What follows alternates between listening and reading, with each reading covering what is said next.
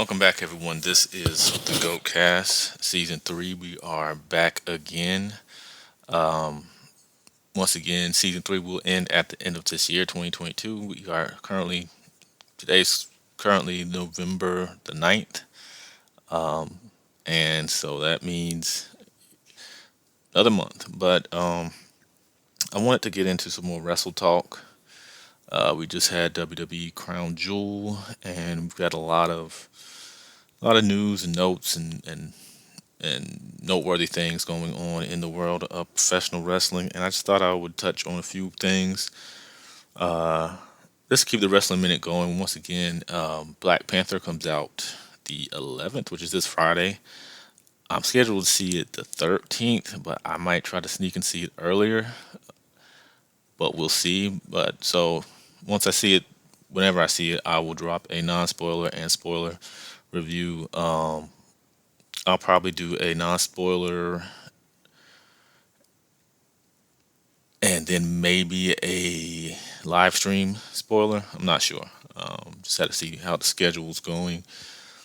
So we'll touch bases with that as it comes. I'm hearing some pretty good stuff about it, but I'm going to wait because, as we know, I still haven't seen Black Adam, but Black Adam got pretty much panned by the critics, and people seem to love it. Everybody I've run into really like Black Adam, so who knows? We'll see how we feel about it and judge on ourselves for ourselves. So we got three quick topics I'm gonna run through, and I'm not going to keep you guys here very long. But first is CM Punk, AEW, All Elite Wrestling's huge signing. He was signed, I believe it was last year. Had a huge debut for AEW Rampage. I think that was the second week Rampage ran at the 10 o'clock. Well, it was the second time Rampage ran, period. And did huge numbers. Everybody, I mean, it got coverage on ESPN. So, that might have been AEW's biggest acquisition and biggest noteworthy moment for how it captured a lot of media attention.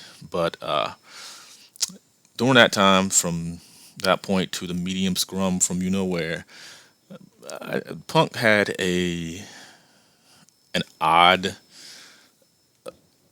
To me, it was an odd run. I didn't watch a whole. I didn't see every bit of it, but I didn't watch it live. I'll say that. I went back and watched a lot of his stuff. He had some solid matches with like Powerhouse Hobbs. I think his debut on pay per view with Darby Allin was not the best. He was still very rusty, but it was good. And he had some ups and downs. His promos were a lot of happy to be here, and it was a different version of Punk. And I think that that version of Punk really didn't captivate like polarizing Punk did, and that has probably got him out the door in AEW because polarizing Punk can be a little bit much for audiences, for not just for audiences but for owners. If you don't have the right people in place, Punk can be a bit much. And so I was thinking, was this one of the worst runs by someone that was just heralded by media? It was just a huge, they laid out the red carpet for him. He got his own time, uninterrupted. He came back, had his promo. Tears in his eyes in his hometown. They ran many shows in his hometown of Chicago. So many things were done to appease Punk. He got to work with the guys he wanted to work with. He had a great feud with MJF, but besides that, did he really do anything that will be memorized by the fans other than the media scrum heard around the world? Was his time there impactful from a perspective of history? Will people in 10 years talk about CM Punk and AEW other than, his, him returning to wrestling. Period. I mean, is a that is a point of of conversation. But did he have any classic matches? Did he have a classic promo? You could say maybe I mean, the media scrum was pretty much felt like a promo itself. And the stuff he did, that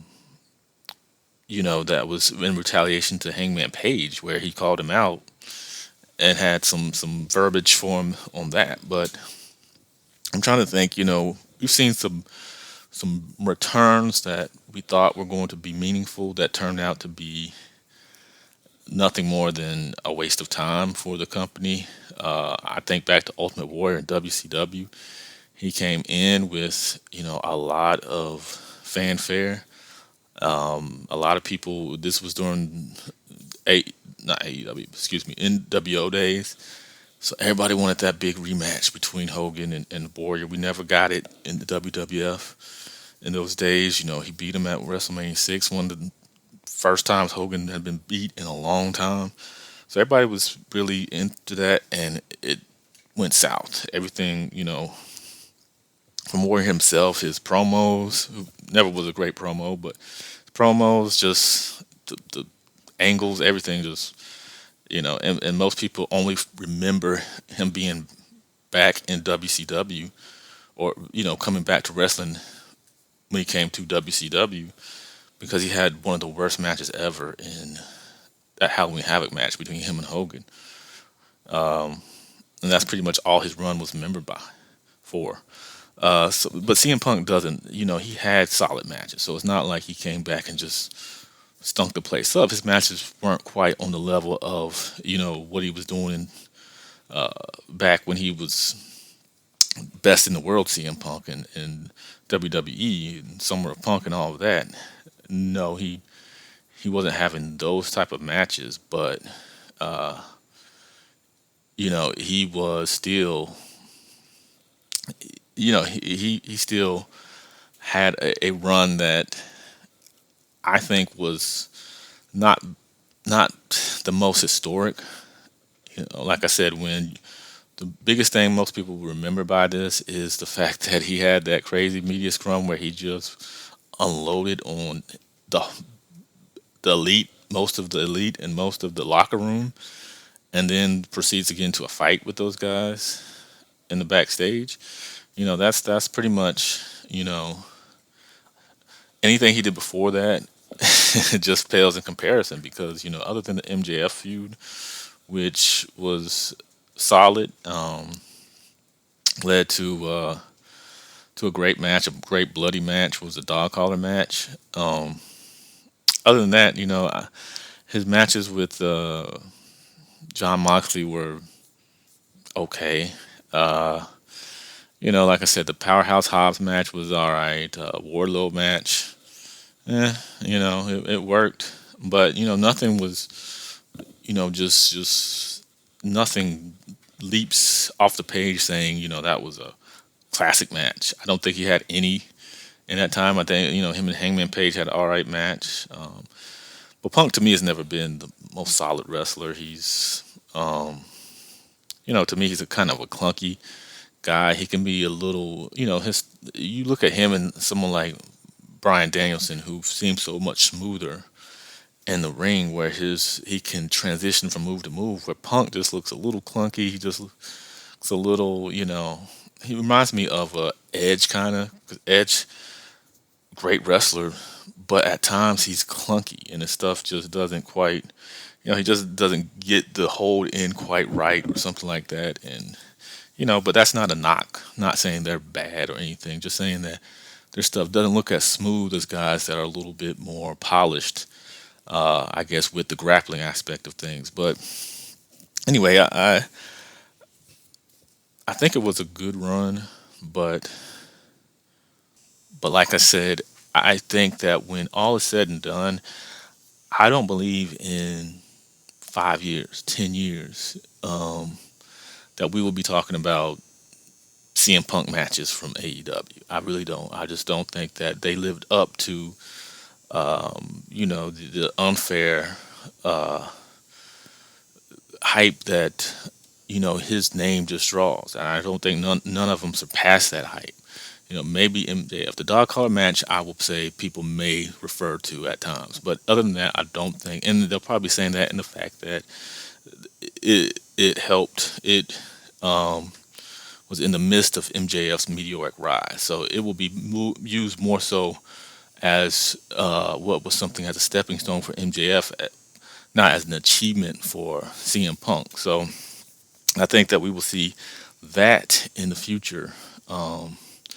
But do I think this was a failed run? I think it was an unfortunate run. I think Tony Khan will learn big time from this. And I think that in the future, he's going to know that these guys are a business. They are their own business. Each of these guys are independent contractors, so they are their business. And they're going to go into business for themselves from time to time. And if you don't have a structure that that kind of stops that, or that is not going to allow those type of actions, especially in public, then you're going to have these type of interactions and these type of outcomes. You've already had Andrade and Sammy Guevara. You had Eddie Kingston and Sammy Guevara. You got to eventually say, you know what, I've got to be the leader, or I've got to get guys that are going to lead. And I'm going to keep these guys from, just from basically imploding. So it seems like he's got a pretty good uh, tap on that right now. He's got Chris Jericho and Brian Danielson and John Moxley as the guys that are kind of leading the way. I'm surprised that someone like Sting hasn't stepped up, or he hasn't. But Sting seems to be there for the paycheck, and I don't think Sting's there for the legacy as far as some of those guys. I think he's just there for the uh, for the big paycheck. But how long will those guys be there? That's the thing. How long will Chris Jericho? I mean, he signed an extension, so he'll be there for a while. But what about Brian Danielson? He's made it somewhat clear. He's thrown out little nuggets that he was doing this to kind of prove he still had it to do these type of matches and do these types of things. But I'm pretty sure he will probably finish off the last few years of his career in WWE in some capacity. Now he made fool us and resign and extend and just stay there, but I don't think that environment suits a guy like Brian Danielson. But that's just me. That's just my opinion. And John Moxley, he's a lifer, but you know, how long before he gets a little tired of the antics from the guys backstage? So, someone said, I forgot, I was listening to someone recently who said that this was the perfect time to kind of clean the slate. They have a lot of wrestlers. They have a lot of young guys, different type of guys on their roster. So, after this media scrum and after the investigation, everything that happened, this could have been a good time for him to kind of say, you know what, we're going to, we're really going to put I'm really going to put my foot down, and we're going to keep the guys that want to do right, and we're going to kind of give you guys a trial basis on if you're coming in here, if you got attitudes, if you're doing this and that, then we're just going to let you guys walk. He needs to weed out the guys that, some of those guys may actually want to go back to WWE, or that came from WWE, or some guys may just want a chance at WWE now that the regimen has changed. So he's got to be man enough and big enough to maybe part ways with some guys and see, if they really want to go, let them go. And, the guys that want to be there and are going to fight for that, those are guys that he needs to heavily focus on, and not these guys that are there for paychecks. And like I said, Sting. I'm not saying that, but he's. I'll leave it at that. So Punk. I would say it wasn't worse than Ultimate Warrior's run in WCW. Uh, Hogan has had some uneventful returns to WWE outside of returning with the NWO. After that, he came back, he left, came back, and but I think this won't go down as the worst, but it's going to go down as one of the it didn't do CM Punk any favors. I'll say that it's not going. He will not look favorable going forward in time from this experience. I don't think. He got them their money. He did great things for their business, but he didn't revolutionize the business. He didn't change the AEW culture or anything like that. AEW still kind of in the same mold and mesh as it was prior to when CM Punk came. So we're gonna move on to the next topic, and that is who is going to stop Roman Reigns. As we saw, Roman Reigns had a big world title match at Crown Jewel against Logan Paul. It was a really good match. Uh, I don't think anybody had doubts that Roman Reigns was going to walk away the champion. We were just worried if, how things would transpire. And they transpired in a positive way. Unfortunately, Logan Paul, I believe, tore his MCL and ACL, so he's going to be out for a while. He's going to be out at least close to a year. So, he earned his spot, but now he's going to have to, sit on the sidelines for a while. Uh, and this is probably a good thing for him because fans are kind of slowly warming up to Logan Paul, and that performance really, even though even if you hate the guy, that performance you can't do anything but admire the guy. So maybe some time away will make people miss him and miss what he did, and then once he comes back, I think he can fill a spot where he can be a big name. But we're not talking about Logan Paul. We're talking about Roman Reigns. The problem is that the believable guys right now are not in a position to do it, like a Bobby Lashley, a Brock Lesnar, even a Drew McIntyre. They've already they're kind of damaged goods because Roman's beat them. And with that, you have to rehabilitate that wrestler and make it believable that he'd be uh, able to do it again, able to do it at all. And the problem is those guys are older and getting older. And do you waste the big, because he's on Hogan levels now of having the title for a long time. So when he loses, it's got to be to somebody, really major. And I don't think any of those guys have enough momentum to really be put in a spotlight to win the big one like that because it's going to be a major deal. And I thought Drew McIntyre might have had that opportunity at what was it, the Battle at the Castle, or whatever it's called, a few months ago. But they, it wasn't that time. It wasn't time for him. So now we're at a point where who was out there because you don't want to do it with a part timer.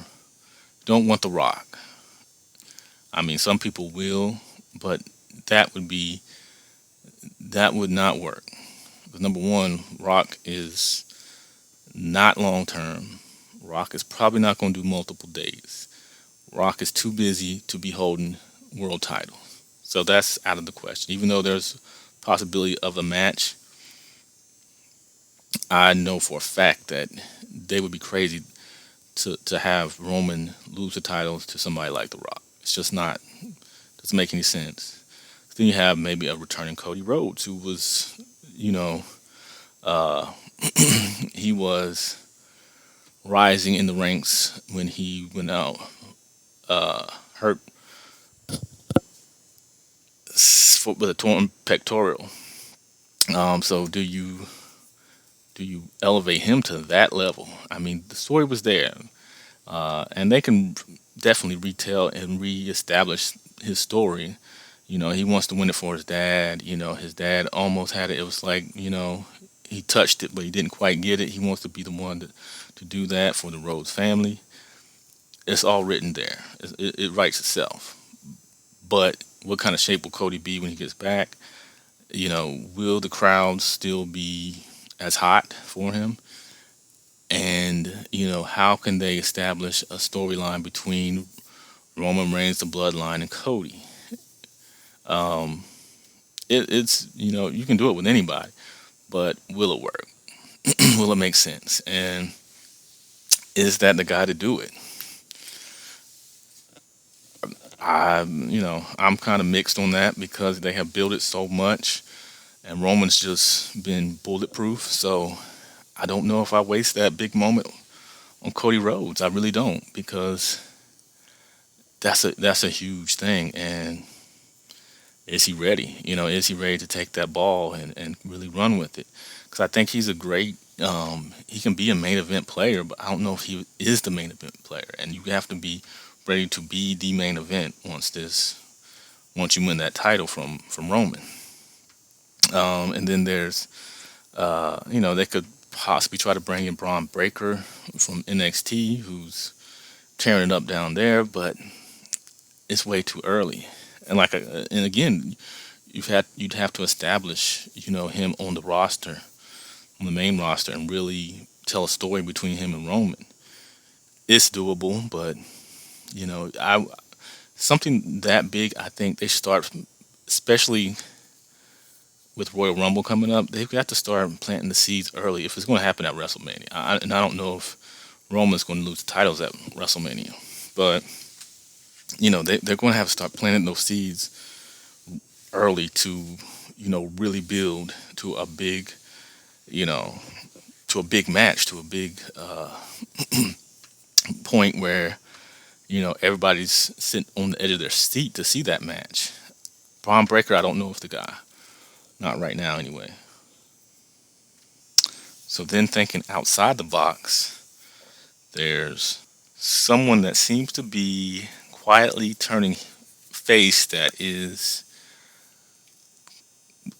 getting over on their own. And him and Roman would have a built in storyline very easily done, and that is Seth Rollins. Seth freaking Rollins. Monday seemed like they were planting seeds that for a face turn, especially with the stuff with Lashley and Austin Theory. They made Seth kind of sympathetic, and that always leads to fans going from booing to cheering. And I think his over the top gimmick can work in a face setting. He doesn't have to be, the happy go lucky face. He can be the crazy guy he's been and, annoy people. But he could be a sneaky pick to, because I think him and Roman can really have a great match. They've had some good matches, and I think they feuded last year, briefly, for the title. So I think that would be but is Seth, are they going to get fully behind Seth? Because Seth kind of has those start and stop pushes where he'll be seen as a top guy, but then he'll drop back down to, kind of mid card and just kind of just floating around. So are they all in? I don't know, but I could see them kind of playing up this face turn and really getting the crowd behind them. And I think that those two on the mic, Roman and Seth, could do some have some gold. And they have the whole Shield thing. They can even try to somehow work with AEW to get John Moxley to do maybe a little promo about it. They can make this big, but That's just something I kind of noticed Monday, and that that I think would could benefit in creating a really buzzing environment for whoever is going to be that person to dethrone Roman Reigns. But who do you guys think? I'm gonna put a poll out. Do you guys think that in the comment sections, please, if you're on YouTube, if you're on Spotify, please, I'll put a poll on who do you think. I'll just put some random names. I mean, I don't think Kevin Owens would be that guy. They had their series last year. Uh, I can't see, Austin Theory, those guys. No. Bobby Lashley, no. Brock, it's been done to death. They're definitely not doing that again. Bray Wyatt, maybe. But we just have to see how this, whatever feud he's having now with himself, I guess, or whatever. We have to see how that works itself into it. I can eventually see Bray and Roman going at it. I mean, some people, I've heard people say Sami Zayn. He's got himself so over. Maybe they'll try that. I think that would be, it's too unbelievable with how everything's played out unless they really start taking Sammy serious in the ring and really start making him have some more impactful matches. But I don't think that would be the person. I mean, that would probably get a huge pop, but for long term booking, I think Sammy would not be a wise choice to dethrone. I mean, he could definitely get a win over Roman. I think that would pop a crowd really, and give him extra, give him extra leverage. Moving into his babyface role, but throwing him and getting the belts, no. Okay, and my final topic is we're gonna talk about two things that happened on Raw this week. Like I said, I'm not going to do any post show reviews or anything like that. Results. It's just too much, and I just watch. I can't watch everything live, so I just catch bits and pieces. I did watch a good portion of Raw live this week, so I can speak on it. But sometimes I go back during the week and watch stuff and get clips. Just because I have a busy schedule. But the last thing is this Austin Theory thing. A lot of people think that Triple H, if you don't know, uh, Seth had a Seth Rollins had an open challenge for the U.S. title on Monday. Bobby Lashley, he answered it. Then the match never really started because Lashley did like he did Brock and just started beating up Seth before they sounded the bell. So then we got Austin Theory coming down with the briefcase, and eventually he cashes in, and then it seems like Seth is dead to water, but he pops up. They have a little back and forth, and near falls. Then Lashley gets up and starts beating up Theory, and so finally they have a little.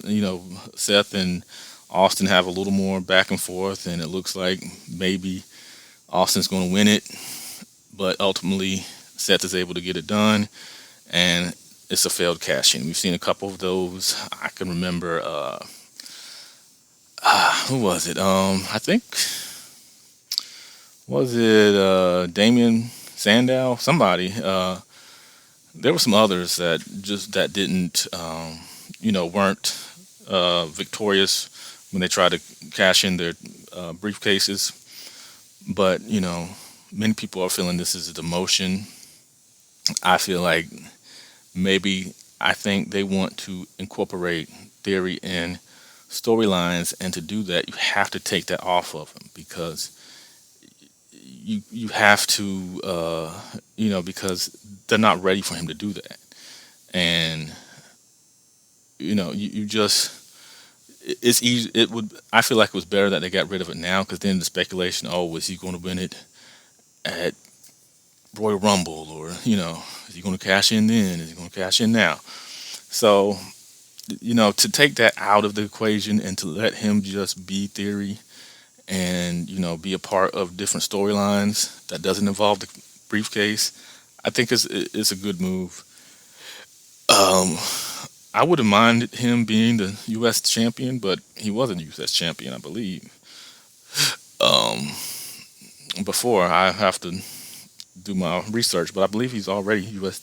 champion. Um, and but I think him being involved in a storyline and a feud where he doesn't have to be sideline or he doesn't have the briefcase kind of having to be pr- inserted into the whatever feud or storyline. I think is a positive. And I think we'll see how Triple H will play this out in the upcoming weeks. But I think I think he is not going to receive the push that Vince was going to give him. But Vince was giving him too much too soon, and I think that this is a good way to really get people to this. I think he needs to get his personality and his character out more, and just going out there, doing the selfies and holding up the briefcase and threatening to cash in. It gets old after a while. So we need something new. This is a good way to get something new, to garner something new. And I think that I think that it's perfectly fine. I don't think it's a burial. I don't think that this means he's they've given up on him. I just think they want his character to be fleshed out more before they give him so many accolades that people get tired of seeing him and think he's just being fast tracked. So his time is coming. He's very young. So I think we should squash all the Triple H is burying him just because Vince pushed him to the moon. That Triple H is going to hold him back. I don't think so. I don't think Triple H's mind works like that. I think he's trying to really make the product something that the fans want to talk about and want to see. The other thing is the 24/7 title. It's dead. Nikki Cross won it over Dana Brooke and threw it in the trash. So that failure is over. It was decent. It was it was cool when it was the hardcore title and it could be defended anywhere. And they could do a little more. Back in the Attitude Era, they had a little more leeway to do things that might paint a funny picture as far as them being in different situations or whatever. But during the PG era, it's just kind of hard for them to do the vignettes and stuff for the 24/7 title, and it's just not appealing. The belt didn't look good. The you know, R-Truth tried to make it meaningful, and he had his moments, but it was just something that it was never looked on upon seriously. And at least the hardcore title did have some some named people hold it. 24/7 title was like a demotion, so I think that they were wise in putting that to an end and giving it putting it where it should be, in the trash. So if the sound quality is different, I'm having to use the other mic. I don't have my microphone with me, but we're going to, this was just a quick wrestling minute, even though it's 33 minutes and still going. But anyway, we're going to end it here. Let me know what you think. Who's going to dethrone Roman? Will CM Punk's run one of the worst of a top star? Is Austin Theory being buried? Let me know. Let me know in the comments. Let me know. I'm going to have a poll for the Roman Reigns stuff. So just let me know by giving me a like or just commenting. Let me know, if you enjoy the Wrestling Minute. If you don't, if you're bored by it, just let me know. It's cool. I could take it. This is just something I just do on the side. But just be looking out for the Black Panther Wakanda Forever non-spoiler and spoiler reviews, and I will try to do another Wrestling Minute next week, and maybe some more NBA. There's some things going on, so we'll see. Check me out at GOATcastC on Twitter, GOATcast1@gmail.com for any inquiries, anything you want to be a part of it. You want to, send me email, ask me questions, do whatever you need to do, and and check me out on YouTube, GOATcast. I will have a link in the description on my mini podcast sites, so I will put that in there, and so check me out on YouTube, and Let your friends know and just come back. So, Wrestle Minute over. We will see you next time on the GOATcast.